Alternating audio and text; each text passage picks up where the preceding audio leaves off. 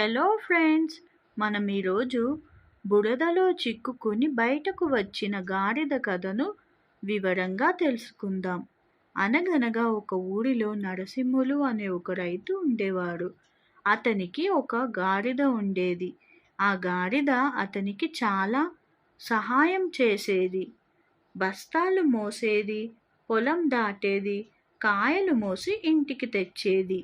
ఒకరోజు భారీ వర్షం పడింది. పొలాలంతా నీటితో నిండిపోయాయి.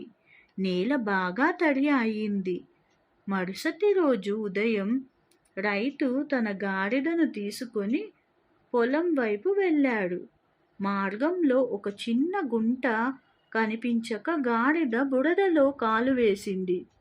అది బురదలో పూర్తిగా కూరుకుపోయింది.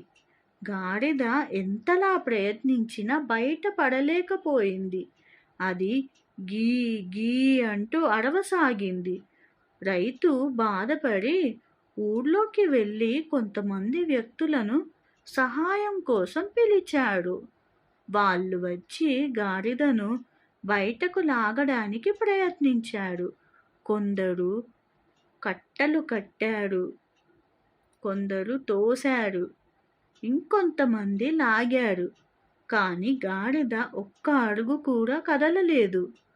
ఇంతలో ఒక్కసారిగా గాడిద ఓ కొత్త తలంపుతో స్వయంగా ప్రయత్నించటం మొదలుపెట్టింది. తన ముందు కాళ్ళతో బురదను తొక్కింది, వెనక కాళ్ళతో బలంగా నెట్టింది. కొద్దిసేపటికి అది కాస్త బయటకు వచ్చింది.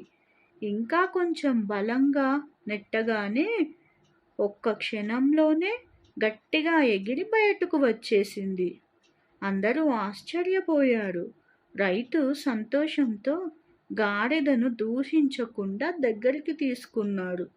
దీని ద్వారా మనం తెలుసుకోవాల్సిన నీతి ఏమిటంటే, ఇతరుల సహాయం ఎంత ఉన్నా మన స్వీయ ప్రయత్నమే మన విజయానికి మూలం. మరిన్ని వీడియోస్ కోసం subscribe to my channel. Thanks for watching.